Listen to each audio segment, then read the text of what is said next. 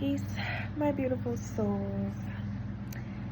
So, I'm not sure at what point, but somewhere within these past few months, I've realized it's become hard for me again to be vulnerable, to let myself, like, cry in front of people or cry on camera.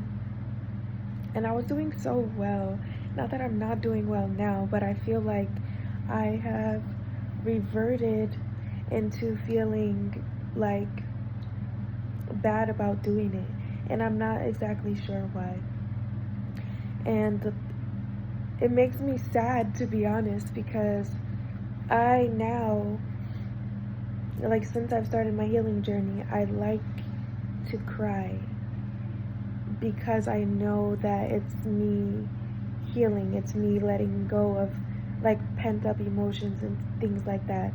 So within these past few months, noticing that it's been hard for me to do that again, like, makes me want to cry in itself, but it's been hard. And I know that also I need to feel like safe emotionally to cry.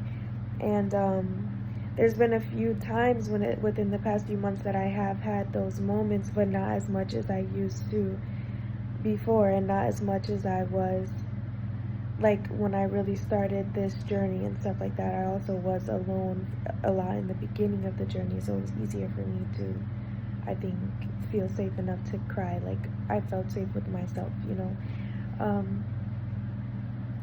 But yeah, I feel like that's been a part of why, like, I haven't, I guess, talked so much with you guys on here lately. Like, I haven't had many videos speaking with you guys because yeah, it's been hard to do that.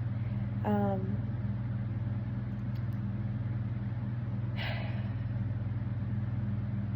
on.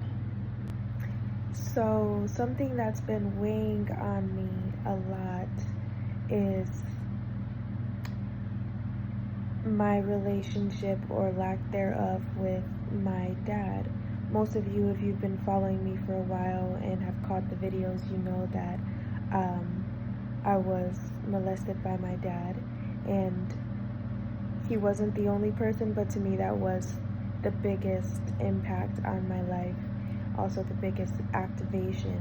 So I'm grateful for everything that's transpired. But lately it's been coming up again that I haven't been letting myself, I haven't ever really let myself feel sad about the loss of that relationship, or not having a healthy relationship with him in general.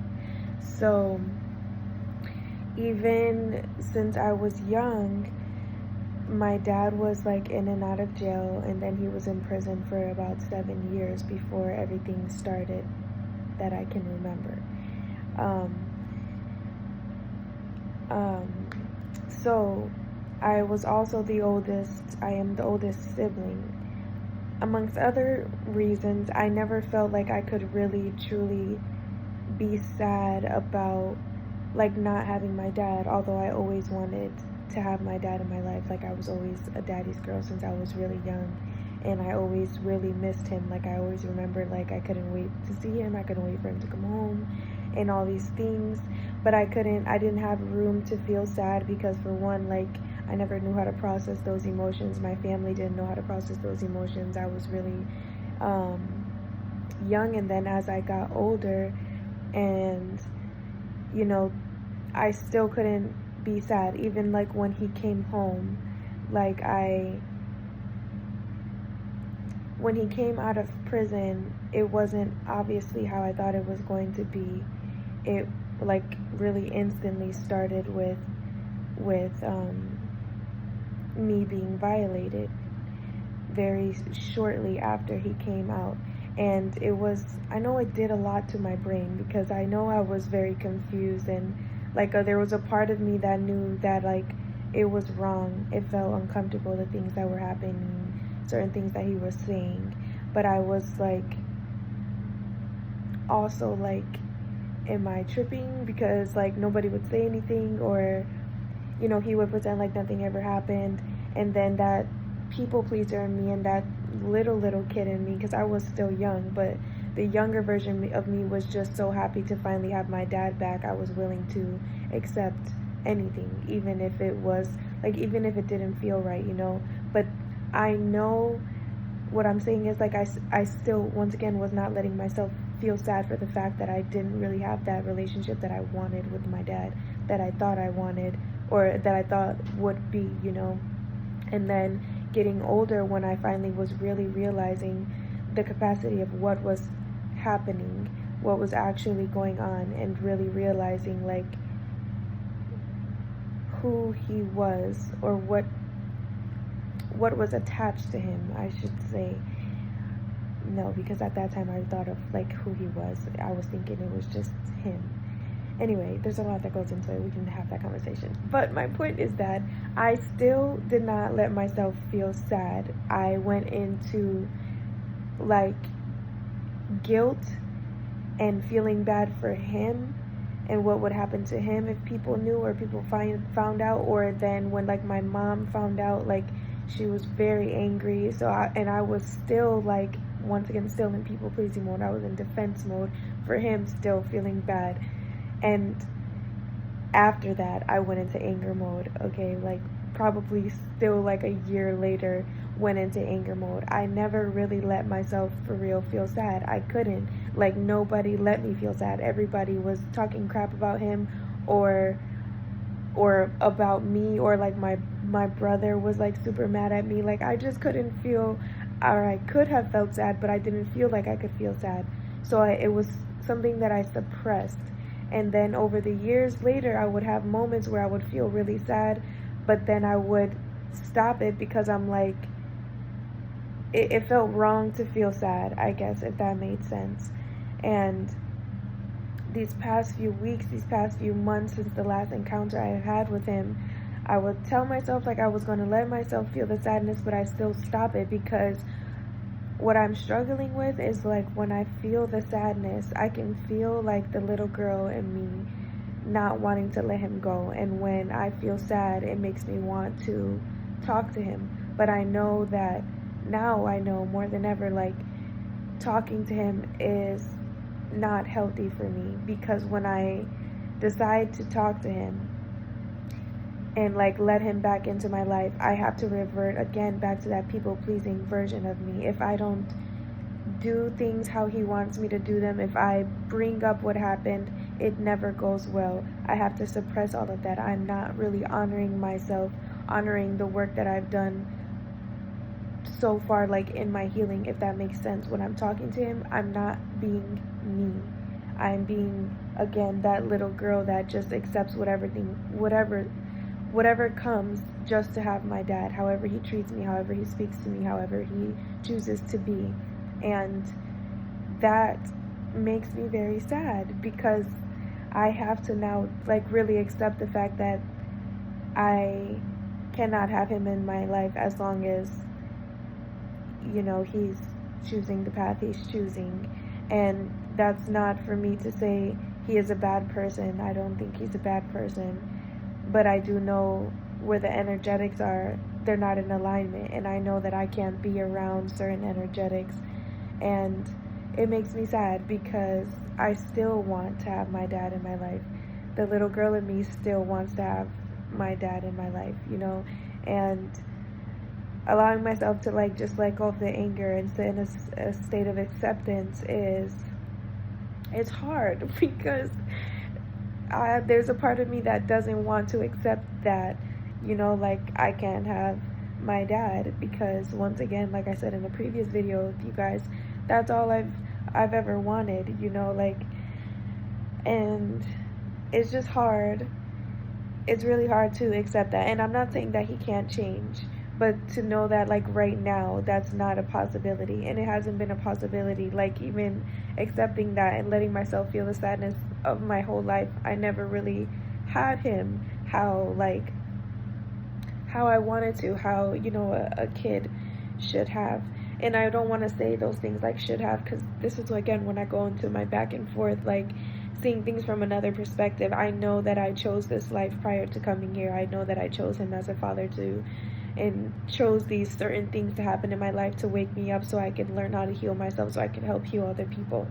So I'm still struggling with letting myself just feel the sadness of what my human self and the little girl in me feels, the teenager in me feels, the adult in me. Like, we all need our parents, but I'm at a state where I'm not willing to take just anything, from anybody, whether it's a mom, a dad, a brother, a sister. Like, I know what I am worthy of. I know the type of relationships that I'm worthy of. And yeah, I'm still struggling to let myself like fully feel the sadness. And I know that I guess I'm scared to feel it. I don't know what exactly I'm scared of, because I know that it's good for me in the end. But I don't know, like, it's hard to let myself feel that. I guess it's also because I've always felt like I had to be strong, and now I know, like, being sad, crying, being vulnerable, like, that doesn't make you weak. That is a big sign of strength, but it's still letting go of, like, the programming and the conditioning of what we were taught is what strength is, and what we were taught about crying and stuff like that, and like not really even having time to be sad, because you always have to keep going and stuff like that. And I think a part of me is scared because when I used to allow myself to feel sad about things, I didn't know how to process it, so I would go into big long states of like depression and stuff like that. So maybe a part of me is scared that that'll happen again, but I know it won't happen again. Like, I know how to soothe myself. I know how to comfort myself. I know the things I like, healthy coping mechanisms and stuff like that now, but I guess going deeper, I know I'm still scared of the people pleaser in me coming out, and the little girl coming out and just wanting to call him, wanting to talk to him. But I've been doing a good job, so like, I know, like I said, I know what I'm worthy of now, and like, I know what not to accept. But it's so hard, like, thinking about the last time I saw him, because I really had different hopes and different expectations. That's why I don't like to have expectations now too, like, but it's helped me because I do have standards. I had some expectations, I had some hopes of how it would go, like rebuilding our relationship, even though my spirit and I was having dreams of things like telling me how it was gonna go pretty much, and I was like, no, maybe I'm just freaking myself out. But it was really warnings, the dreams that I was having. I have a lot of like dreams that tell me things I need to know, but I just got a little bit sidetracked. Basically, the last time I saw him, I had a lot of hopes that we would be able to rebuild our relationship. And that was again me being like, just wanting to believe everything that he was telling me. Believe that, like, I just fell into a little bit of a trap. Not completely.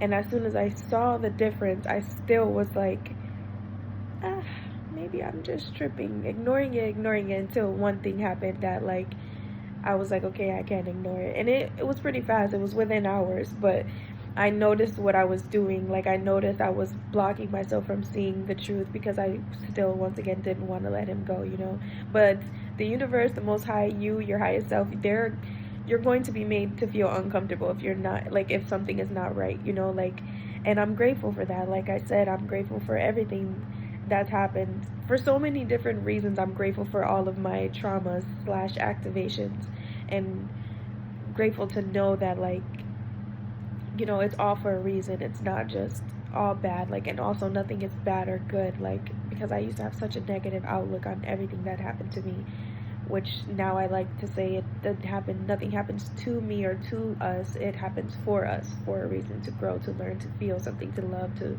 forgive, all of these things, like, nothing is actually just happening to us to destroy us or to make us feel bad or whatever. It's literally to make us feel, and we choose what we do with those feelings. We choose how we transmute them, whether or not we transmute them. You know what I'm saying?